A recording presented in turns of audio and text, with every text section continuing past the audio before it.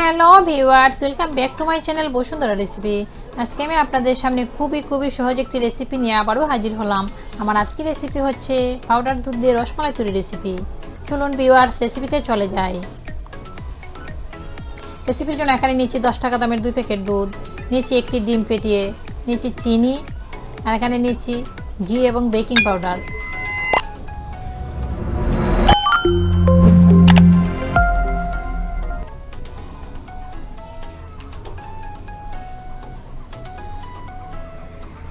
এখন একটি পাত্রে আমি 2 প্যাকেট দুধ নিয়ে নিচ্ছি।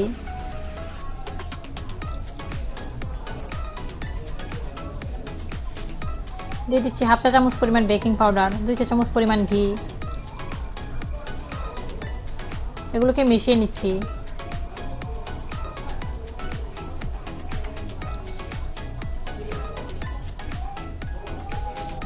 খুব ভালোভাবে মেশানো হয়ে গেছে, দেখতে পাচ্ছেন এটা পেটে যায়নি।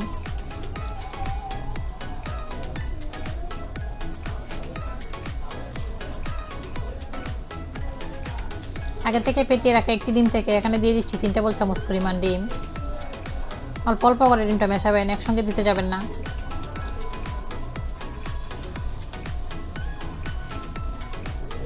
ডোটা তৈরি হয়ে গেছে। এটাকে 5 মিনিট এখন রেস্টে রেখে দিলেই পারফেক্টভাবে তৈরি হয়ে যাবে।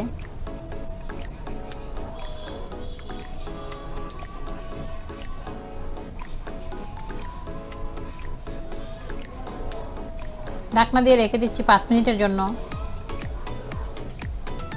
5 মিনিট পর ঢাকনা উঠিয়ে এখন আমি শেপগুলো তৈরি করে নিচ্ছি। আমি গোল করে এগুলোকে লম্বা আকৃতির করে নিচ্ছি। আপনারা চাইলে শুধু গোল করেও বানাতে পারেন। তৈরি হয়ে গেছে। এখন চুলাতে ফ্রাই প্যান বসিয়ে দিয়ে দিচ্ছি হাফ লিটার লিকুইড দুধ। চুলাটাকে মিডিয়ামে আঁচে রেখেছি, বাড়ানো কমানো যাবে না। 2টা এলাচ দিয়ে দিলাম ফ্লেভারের জন্য। 1/4 কাপ পরিমাণ চিনি দিয়ে দিচ্ছি।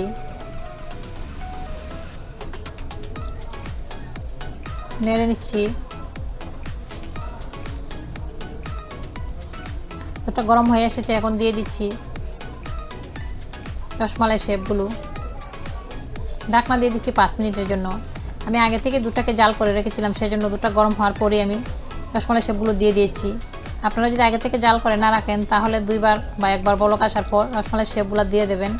বেশি ঘন হলে কিন্তু রসমালাইগুলো ফুলবে না। ঢাকনার ছিদ্রটা আমি একটি কাগজের সাহায্যে বন্ধ করে দিয়েছি।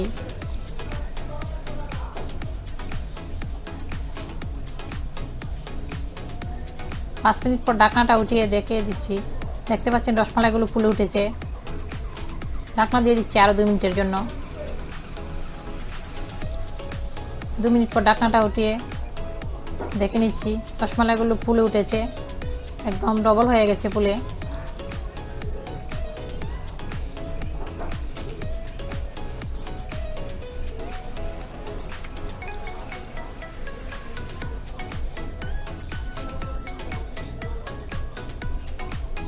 আরও 2 মিনিটের জন্য ঢাকনা দিয়ে দিচ্ছি।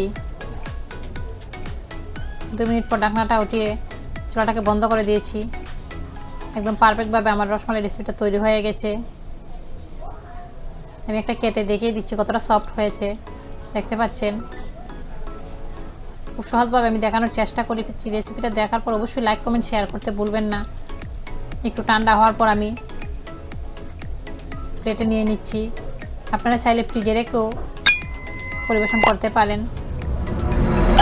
দেখতে পাচ্ছেন কতটা সুন্দর হয়েছে। দেখতে যেমন সুন্দর, খেতে টেস্টি হয়েছে। আপনারা একবার ট্রাই করবেন। সবাই ভালো থাকবেন। আজকের মতো এখানেই বিদায় নিচ্ছি। Bye bye.